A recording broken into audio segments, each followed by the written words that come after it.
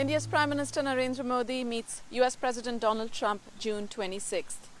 There are many flanks from which you can approach this story, and that's already happening. What will they discuss? Will H-1B visas come up or not? How unpredictable can Trump be? He just convened the weirdest cabinet meeting ever, and so on. That's in the realm of the news cycle. What we are trying to do with this piece is to frame the Modi-Trump summit in the wider arc of historical context, especially first-time meetings, which happen to be summit meetings. So Srinath Raghavan, Senior Fellow, Center for Policy Research, joins us to do exactly that. Srinath works on contemporary and historical aspects of India's foreign policy. He also took his MA and PhD in war studies from King's College, London. Prior to his academic career, he spent 6 years as an infantry officer in the Indian Army. Srinath has pored over several decades worth of summit meeting papers and is best positioned to tell us both about the fluidity of such meetings as well as what success looks like. Hope you enjoy this podcast. Srinath, take us back to when Indira Gandhi met Ronald Reagan. After 10 years of the Indo-US relationship drift, what does history tell us about first summit meetings? And here, it's not just a first summit meeting, but the first time ever that Trump and Modi will meet. Jawaharlal Nehru came to the United States of America immediately in the immediate aftermath of independence, and at that point of time, he framed the visit as a journey in exploration and education for himself, because he had never been to the United States either. So, anyways, I think that's a good way of thinking about these kinds of first visits. But these are exploratory, these are educative moments. You learn about your counterparts, you learn about their worldviews, you learn to understand and appreciate what their areas of emphasis and interest are. And to that extent, expecting concrete outcomes to come out of such meetings might be a little premature. Let me give you another example of what I think is a very interesting, especially in the context of a Modi-Trump meeting. This is the visit by Indira Gandhi in 1982 to meet Ronald Reagan. Now, that visit came against the backdrop of almost a decade of stagnation in US-India relations. In fact, I'd say regression, because there was the 1971 war, following which the United States had cut economic aid to India, then there were the Indian nuclear tests, and all the sanctions which came into place, and so on and so forth. And then, of course, Reagan and Indira Gandhi were polar opposites in their ideological worldviews. And but nevertheless, it was an interesting meeting because, unlike Mrs. Gandhi's visit to Washington in 1971, this was a relaxed affair. She actually got on pretty well personally with the president. They learned what each other's priorities were, even though the sort of areas of difference were enormous, right? This is the time when the Reagan administration has stepped up help for the Afghan Mujahideen through Pakistan. It's turning a blind eye towards the developing sort of Pakistani nuclear program, all of which were areas of concern for India. Likewise, the Indian sort of more or less supportive position towards the Soviet Union, it was problematic for the United States in the context of Afghanistan, so on and so forth. So there were many areas of difference, but nevertheless, the visit did give an opening in terms of allowing, two leaders to sort of get to know each other. It also led to certain things which, in retrospect, look quite important, right? For instance, the first memorandum of understanding on sort of technological sort of exchanges and such like things began in that period. So even a meeting which may on surface seem completely unpropitious or unlikely to sort of lead to anything may nevertheless set the stage for a balanced relationship going forward.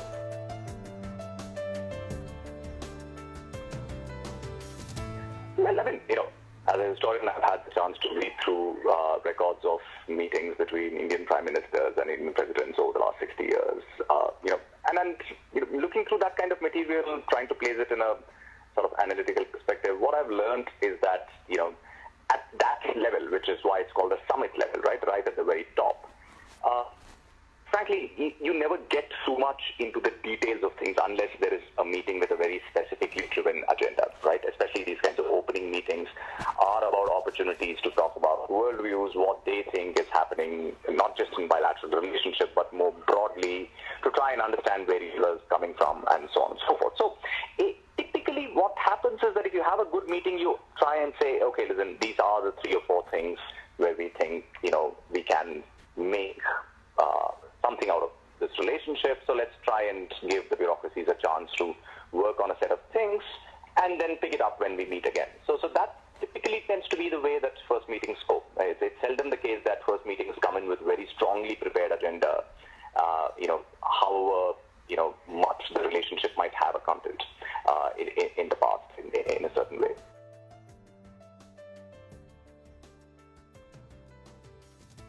I think it is about whether Trump will continue to give America the position of hegemony leadership, what you want, in the global system. Now, what does this kind of a position entail?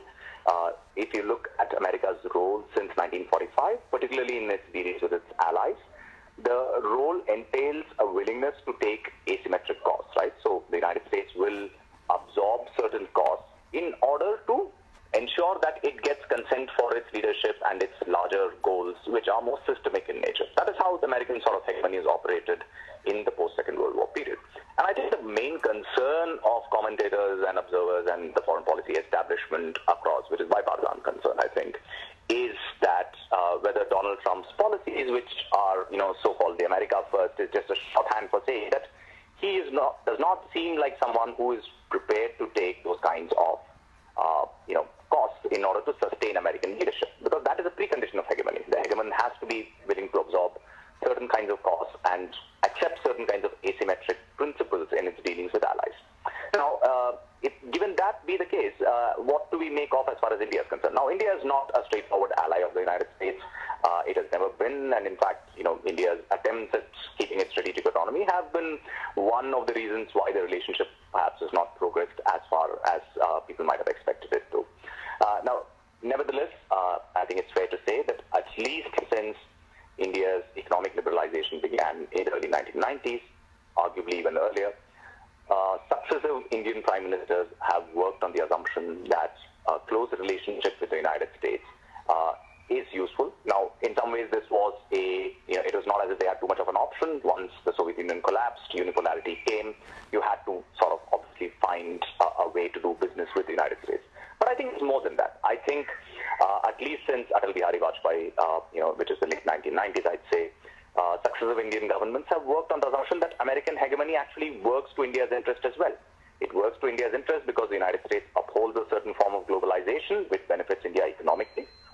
Now, in more recent time, at least I would imagine, from the time of President Barack Obama, there is clearly a concern about, the American role in ensuring that the rise of China is a balanced kind of an affair in Asia, right? So both from economic, security, political perspectives, I think American hegemony does work for India, even though India is not a straightforward ally and the relationship isn't quite the same as it is with other Asian and European allies.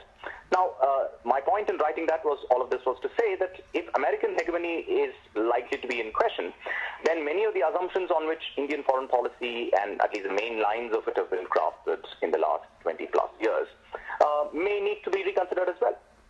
So in a sense, I mean, that's in some ways, if you look at the kinds of discussions that we are having in India today, Indian newspapers there are commentators who are talking about, as close to the government, who are talking about, whether we need a concert of middle powers, whether India needs to sort of build independent relationship with other Asian or Indo-Pacific powers, so to speak, and not rely too much on the United States and so on. Now, all of this is a reflection of the concerns in the United States about whether the whether the Trump administration actually is going to uphold the traditional role of the United States in the international system.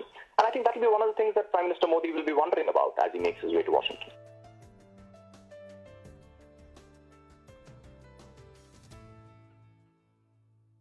Well, I mean, see, history doesn't tell you any one particular thing, right? Only historians do, and historians will always tell you a range of things. So I don't think there are any straightforward lessons. But I think the fact is this, right?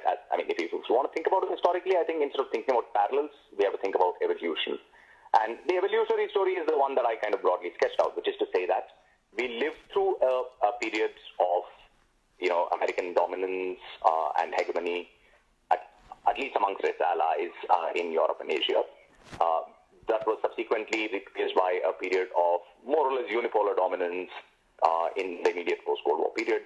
And now we are in a period where clearly there is at least one sort of, power which is in the very distant horizon capable of sort of challenging, at least American, claims to preeminence within the Asian region, which is China. Now, this is broadly speaking the world in which countries like India have to live, and therefore, if you cannot assume that the United States is willing, right? I mean, so one of the most perceptive analysts of U.S.-India relationship, Ashley Tellish, right? I mean, Ashley's main point always has been that the United States has to have some kind of a asymmetric approach towards dealing with countries like India, right? So you have to give more than you can ask. So if the ask is going to be the first thing, then possibly this relationship could not even have come as far as it did. Because at the end of the day, while India is impressive in some ways, it is a large democracy, it has got a large standing army, it has enormous economic potential, it is also a country which has enormous problems in a sense of, its per capita sort of indicators at every level are pretty low. So in some ways, while India is an impressive country, it's also a poor country, right? So you cannot simply expect India to do things for the United States in quite that way. And I think that's absolutely true. And that was the premise on which the Bush administration launched the whole initiative to sort of, make India an important player in the international system and so on. Now, the question for India would be whether we can assume the continuance of that kind of benevolent posture towards India, or is it going to be one where, we told quite clearly that, listen, yes, the United States wants a good relationship with you, but we also expect you to do certain things for us, and what those things will be. Okay. So whether H-1Bs come up or not, the backlash does exist. You've written, in fact, that we should worry about the reemergence of xenophobia in the policy discourse. So you see it getting worse? Right. So the point of writing that particular article and making that argument was, as you say, it came out of, an attempt to engage with this very fascinating new book written by three American Indian scholars, Devesh Kapoor, Nirvikar Singh, and, which is an extraordinary sort of account at giving a very analytical take on what the Indian American community looks like.